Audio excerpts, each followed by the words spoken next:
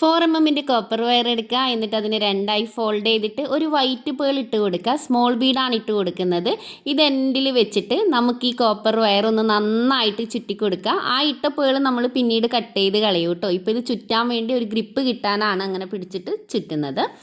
നന്നായി ചുറ്റിയതിന് ശേഷം ഇതിലേക്ക് നമുക്കിഷ്ടപ്പെട്ട ഒരു ബീഡിട്ട് കൊടുക്കാൻ ഞാൻ റെഡ് ഗ്ലാസ് ബീഡാണ് ഇട്ട് കൊടുത്തിരിക്കുന്നത്. എന്നിട്ട് അതിൻ്റെ തൊട്ട് മാറി ഒന്ന് പിടിച്ചിട്ട് നന്നായി ചുറ്റിക്കൊടുക്കുക. പ്ലയർ വേണമെന്നൊന്നുമില്ല, കൈ കൊണ്ട് പിടിച്ചാലും മതി. അതിനുശേഷം ഒരു വൈറ്റ് ബീഡാണ് ഇട്ട് കൊടുക്കുന്നത്, സ്മോള്. അതും ഇതുപോലെ നന്നായിട്ട് ഒരു 5-6 ചുറ്റി കൊടുക്കുക. ശേഷം റെഡ്, വൈറ്റ് ഇങ്ങനെ കണ്ടിന്യൂസ് ആയിട്ട് നമ്മൾ ചെയ്തെടുക്കുക കേട്ടോ. ഒരേ പാറ്റേൺ തന്നെ ഫോളോ ചെയ്യാം. ഇതുപോലെ 5 പീസാണ് ഞാനിവിടെ ഉണ്ടാക്കിയെടുത്തിരിക്കുന്നത്. ഇതിൽ നമ്മൾ നേരത്തെ എടുത്ത ആ ഒരു പേള് കട്ട് ചെയ്ത് കളഞ്ഞിട്ടുണ്ട് കേട്ടോ. ഇനി 5 പീസും ഒന്നിച്ച് പിടിച്ചിട്ട് നന്നായി ഒന്ന് ചുറ്റി ടൈറ്റ് ചെയ്ത് കൊടുക്കുക.